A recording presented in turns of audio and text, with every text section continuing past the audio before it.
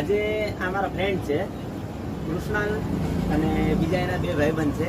એનું જે ગ્રુપ છે નાનું, જે ગણપતિ મહાઆરતીમાં વગાડે છે અને નિસ્વાર્થ ભાવે આટલા છોકરાઓ છે, પણ એને પ્રોત્સાહન મળે એની માટે બહુ જ સસ્તામાં અમે એની સાથે ધંધો કરીએ છીએ.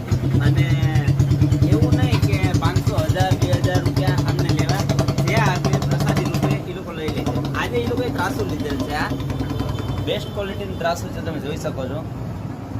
જેની રિક્વાયરમેન્ટ હતી કૃષ્ણભાઈની, એ રીતના અમે કામ કરેલું છે. તમારે કોઈને પણ આવી વેરાયટી